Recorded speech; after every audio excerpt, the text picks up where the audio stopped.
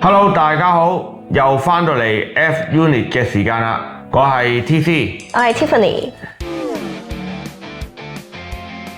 我哋今日咧就同大家講下 F1 背後嘅經濟嘅。冇錯，係一個入坑經濟。點解咁講呢 Tiff？ 因為咧，其實有啲人咧就覺得 F1 咧依家不知不覺間咧就變成一種揾錢嘅娛樂啦。咁背後咧就係一個資本主義嘅 scam 啊。冇錯，絕對係可以咁講。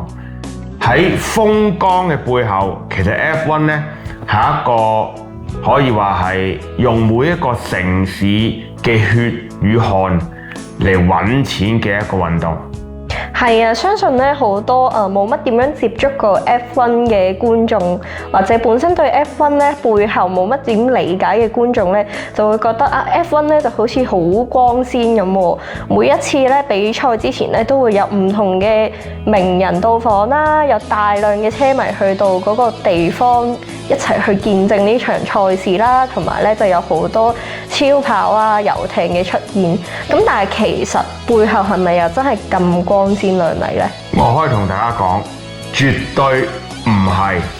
今日呢，我哋就同大家講下 F1 背後嘅黑經濟。咁其實咧 F1 呢項賽事咧，其實係由一個私人嘅資本集團啦，就叫做 Liberty Media 去持有嘅，而且係100% 咁樣持有啦。咁所以咧，其實佢係一個私人企業嘅產物嚟嘅。而 Liberty Media 咧，亦都係喺美國 Nasdaq 上市嘅，有興趣可以上去望下，佢隻股票咧都做得唔錯。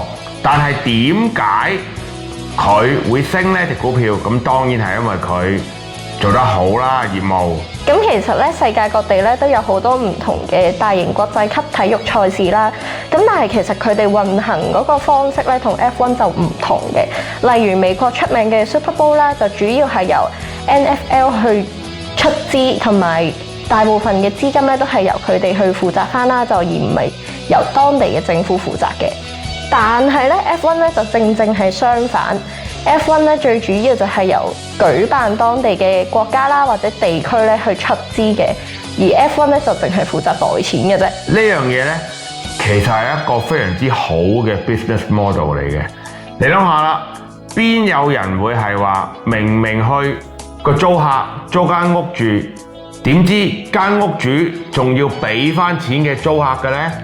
咁究竟呢個租客有咩咁特別，帶到啲乜嘢俾到一個屋主，即係俾一個主辦城市呢？咁其實咧 F1 喺我哋嘅角度啦，或者喺好多國家想舉辦嘅角度嚟講咧，就覺得可以帶嚟更加多嘅旅遊業嘅收入啦，可以促進到酒店業啊、飲食業啊等等啦，同埋咧就令到有更加多唔同嘅品牌咧就可以贊助翻呢個地方啊。冇錯，永遠想像就好豐滿，但係現實咧就好骨感嘅。當然啦 ，F1 最大嘅功能就係 put the city on the map。最明顯咧就係嗰啲中東嘅國家啦，佢哋係會咧幫大量嘅錢去俾 F1 爭取主辦賽事嘅，例如好似卡塔啦、阿布達比啦，同埋 Saudi Arabia 咁樣。咁阿布達比咧更加係最終站添。係啊，你頭先所講嘅3個地方咧，其實淨係同 F1 去簽 contract 去舉辦一場賽事咧，簽咗成個 contract 咧，都已經講緊要5500萬至6000萬美金㗎啦，已經係相當之大嘅金額啦。但係呢個單只係獲得到一個舉辦權㗎啫喎。咁除此之外咧，其實佢哋嘅成本咧，仲要係付出更加多喺興建賽道上面啦，去安排多啲唔同嘅配套去俾其他車迷啦。咁我相信佢哋嘅支出咧，真係遠遠超過呢條數啊！例如好似我之前去過嘅卡塔大獎賽，佢一個賽道咧係 in the middle of nowhere 嘅，即係話咧喺個沙漠嘅中間。當然啦，佢係啱舉辦2年，就好冇經驗啦。所以咧，交通配套亦都非常之不足，但係佢個賽道啊同埋各個配置咧都係非常之咁靚嘅。咁當然呢啲係咩啊？全部都係錢啦，亦都係 F1 對每一個賽道嘅要求。但係又咁講，唔係全部主辦城市呢都要投入咁多資本嘅。例如好似我哋 F1 嘅 Crown Jewel Monaco 咁樣呢，就係唔使錢嚟搞 F1 嘅，因為佢本身就係一個好有錢嘅城市啦。可以話其實佢係一個 F1 奢華嘅代表，亦都係極之咁有歷史意義嘅。當然啦，現代嚟講話佢其實係賽車 parade 啦，而唔係真係比賽啦，因為啲車咧起咗步之後咧就一路會跟住行。但係各位從中就可以睇到，其實 F1 絕對係厚此薄彼，同埋係一盤極之咁大嘅生意。冇錯啊！咁其實咧，除咗 Monaco 本身投入個資本咧，隨着佢嘅歷史意義同埋對 F1 賽事嘅意義咧減低咗之外咧，好似 Silverstone 呢啲咁樣傳統嘅跑車場咧，都係會收一個比較低嘅費用啦。咁但係咧，呢個 Liberty Media 咧就不甘於將 F1 賽事淨係局限喺一啲傳統嘅賽車場，咁佢咧都專登將 F1 嘅賽事帶到去街道上面啦，就令到而家有好多地方咧都開始舉辦街道賽，就例如 Las Vegas 啦、新加坡啦，或者係 Miami 嘅。嗱，呢三個地方咧，你唔好以為佢唔使起條賽道出嚟咧，就唔使好多錢啊！分分鐘佢哋係需要用更加多嘅資源同埋更加擾民、勞民傷財去辦一場 F1 嘅賽事。冇錯啦，因為咧 F1 嘅賽車咧，其實喺轉彎嘅時候咧，可以產生到5個 G 嘅 G-force 啦，同埋佢架車嘅時速咧，分分鐘去到300幾公里。咁至於街道賽咧，其實喺條街道臨時整一個跑道出嚟咧，安全性能上咧就一定要過到 FIA F1 賽道嘅標準。所以咧喺城市規劃上面咧，係真係要有一個好大嘅工程啦。咁但係我哋取捨到可以提供一條好嘅道路鬥到 F1 嘅時候咧，就反而可能變咗市民咧就係一個犧牲品咯喎。絕對啱。例如最近呢幾屆先加入 F1 嘅 Las Vegas 啦，其實喺舉辦 F1 幾個月前咧，佢哋已經係要做準備嘅啦，例如封路啦、起一啲特別嘅設施啦，同埋將啲坑渠蓋啊封死晒啦咁樣。因為之前其實咧佢哋都發生過坑渠蓋飛出嚟嘅事件嘅咁樣。另外啦，佢哋更加咧就係將啲橋啊嗰啲嘢全部咧有機會睇到 F1 賽事嘅地方咧都封晒，令到本身行到人嘅地方咧都行唔到，跟住咧附近嘅餐廳又冇晒生意啦。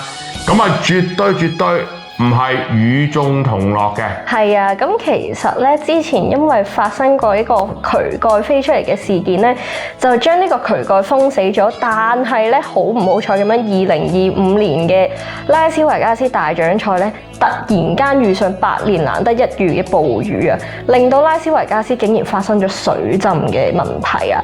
咁到最尾咧，雖然個 F1 賽事可以繼續進行啦，但係我相信咧都為當地嘅民眾咧帶嚟好多不便嘅。所以點解就係勞民傷財啦？咁大家就會諗啦，喂，雖然俾咗咁多代價啦，一個城市點都有啲嘢攞翻啩？咁多遊客會嚟，係咪先？又有入住酒店啦，又會租車啦，又會去其他景點啦。但係又係唔係真呢 Tiffany？咁其實咧，我哋就分析過咧，究竟係咪真係咁着數咧？我相信係 Liberty Media 嘅着數會大過晒咯。因為咧，其實 Liberty Media 嘅 contract 入面咧，基本上係將可以揾到錢嘅項目咧，都立晒俾自己嘅。就例如呢個 F1 嘅直播轉播權啦，首先佢係自己袋晒嘅，所以基本上全球嘅直播咧，大家有得睇嘅賽事收費咧，都係直接入翻 Liberty Media 嘅袋嘅。然之後咧 ，F1 係有呢個 Paddock Club 啦，就例如之前 TC 都有去過嘅。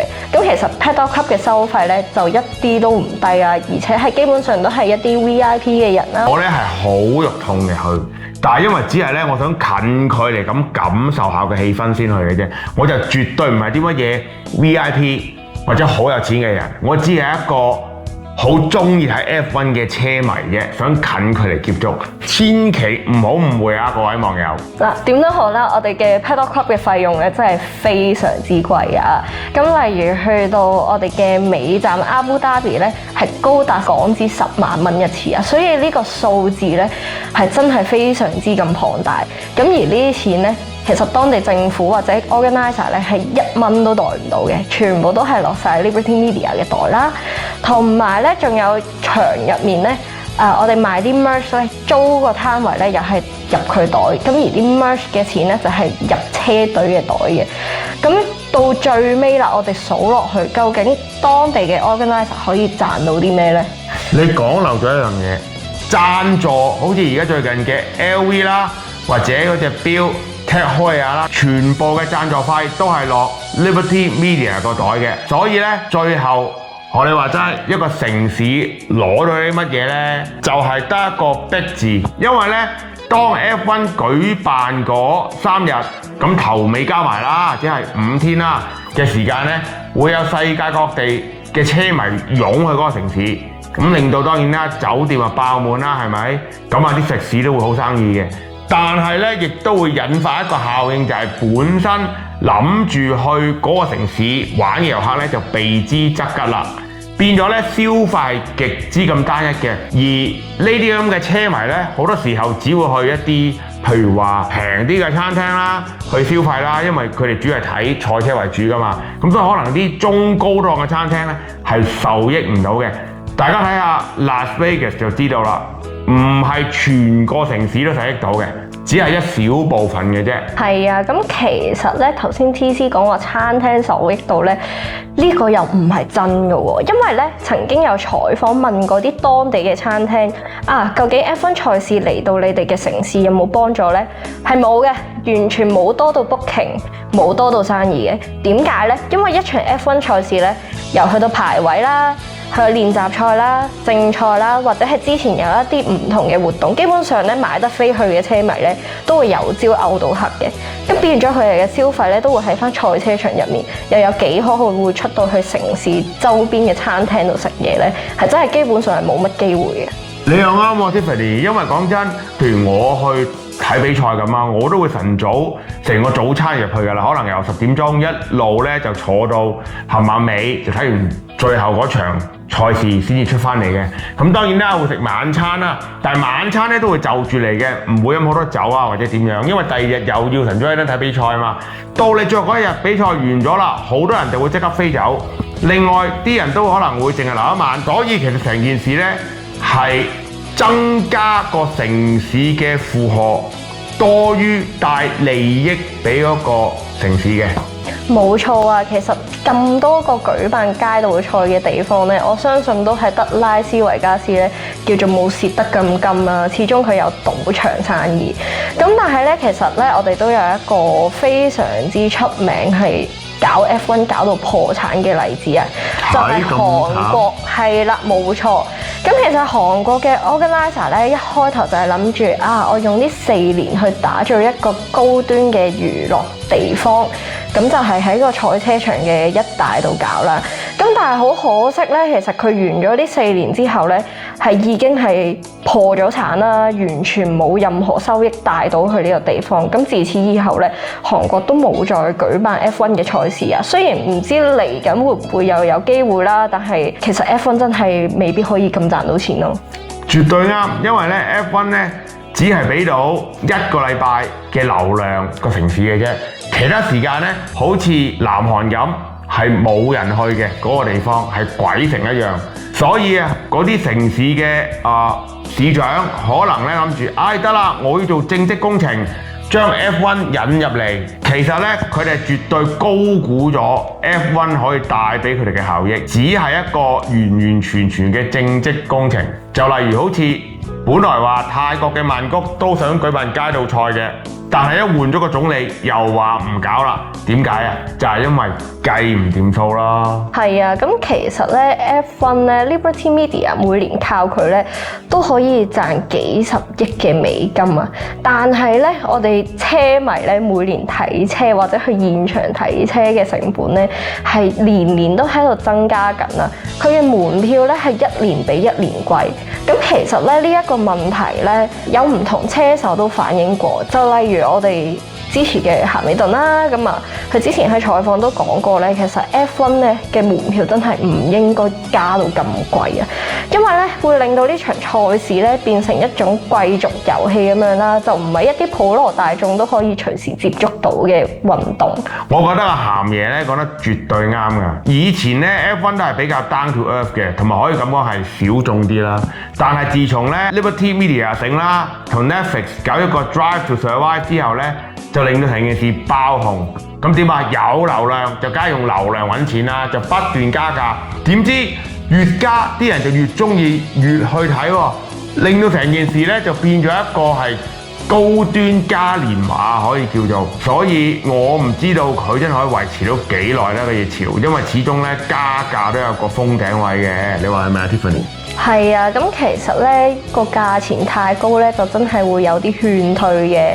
不過咧 Liberty Media 始終作為一個資本家啦，咁佢將呢場賽事咧由一種運動變成一種賺錢嘅娛樂咧，喺老細嘅角度嚟講又真係無可厚非嘅。咁而車手咧，就算係參與其中啦，有份發表意見都好啦，咁究竟可唔可以真係改善到呢個狀況呢？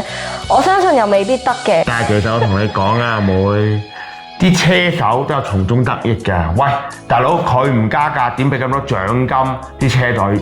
咁多贊助，令到啲車手啲人工越來越高啊！係咪咁講啊？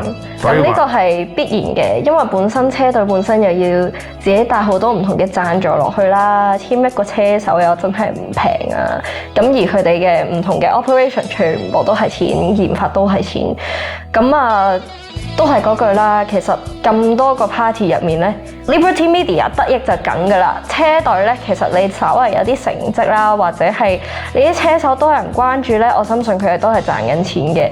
但係咧，而當地嘅搞手或者係政府咧賺到幾多咧，我真係唔敢評論啦。我認為就係大部分都係蝕錢嘅，所以 F1 絕對係一個用金錢堆砌出嚟嘅華麗遊戲。咁我哋嘅 F1 咧，未來會唔會可以好似 Super Bowl 咁樣由翻 Liberty Media 去承擔翻一啲嘅資金啊，或者係佢哋個 contract 咧，可唔可以唔好收得咁兇狠呢？我覺得就難啲啦，所以咧，我諗我哋各位車迷都係儲定錢去睇比賽啦。咁雖然咧，我哋依家睇 F1 賽事咧個成本慢慢咁樣增加緊啦，不過又唔知有幾多 fans 咧係會想去到現場支持嘅呢？大家可以喺留言同我哋講，究竟你最想去邊一個站，同埋你嚟緊會有啲咩打算？咁大家睇完呢條片之後呢，就記得 like、comment、share 同埋 subscribe 我哋嘅 channel 啦。我係 TC，我係 Tiffany，下次見。